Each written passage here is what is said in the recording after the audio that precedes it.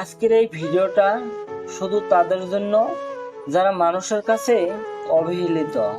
হতে পারে প্রিয় মানুষের কাছে, কিংবা বন্ধুর কাছে, বা মানুষের কাছে। যদি আপনার গুরুত্ব কমে যায় বা যদি মানুষ আপনাকে গুরুত্ব না দেয়, তাহলে আপনি এই কয়েকটি কথা যদি মেনে চলতে পারেন, তাহলে সবাই আপনাকে গুরুত্ব দিতে বাধ্য হবে, সবাই আপনাকে ভালোবাসতে শুরু করবে। কথা দিলাম বন্ধু, যদি এই 10টি টিপস মেনে চলতে পারেন, তাহলে সবার কাছে আপনি একজন মূল্যবান মানুষ হয়ে উঠতে পারবেন। নাম্বার 1, পরিস্থিতি বুঝে কথা বলার চেষ্টা করুন।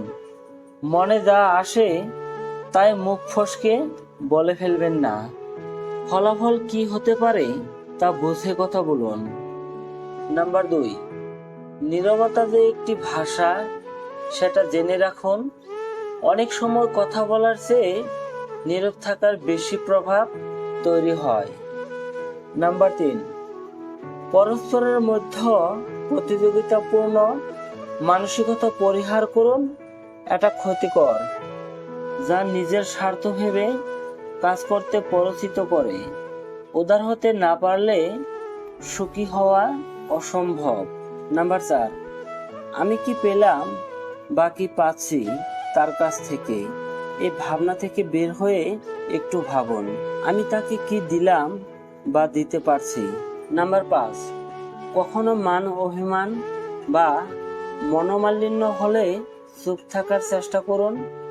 নিজেদের সুখের সময়ের কথাগুলো ভাবুন, তার অবদানের কথাগুলো স্মরণ করুন। এমন সময় অকৃতজ্ঞর মতো বেফাস কথা বলে ফেলার সম্ভাবনা বেশি থাকে, তাই খুব কম কথা বলুন বা চুপ থাকুন। নাম্বার 6, যদি আপনার দ্বারা ভুল হয়ে যায়, ভুল স্বীকার করে নিন, সরি বলুন। ঘাবড়াবেন না, মানুষের ভুল হতেই পারে, মানুষ ফেরেশতা নয়। নাম্বার 7, জীবনসাথী যদি ভুল স্বীকার করে আপনার কাছে সরি বলে, তাকে ক্ষমা করে দিন মন থেকে। ভুলেও অপমান করবেন না, তাহলে সে আর কখনো ভুল স্বীকার করবে না। তাকে মুখ ফুটে বলুন, ইট ইজ ওকে। নাম্বার 8, পুরনো কোনো ভুলের জন্য কখনোই স্বামী বা স্ত্রীকে কথা শোনাবেন না, খোঁচা দিবেন না। যেই ভুলের জন্য তাকে ক্ষমা করে দিয়েছেন, সেই ভুলের কথা বলে তাকে অপমান করাটা খুবই নিচু মনের পরিচয়। নাম্বার 9, বেশি বেশি ভালোবাসার কথা বলতে থাকুন।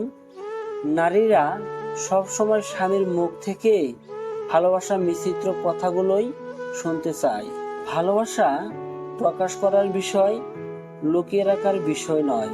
নাম্বার 10, আপনার প্রিয় মানুষের জন্য সারপ্রাইজ গিফট দেওয়ার অভ্যাস করুন। গিফট ছোট কিছু হতে পারে, কিন্তু আপনি তার কথা ভেবে খুঁজে খুঁজে তার জন্য গিফট কিনে এনেছেন, এই ভাবনায় তার কাছে অনেক ভালো লাগার বিষয়।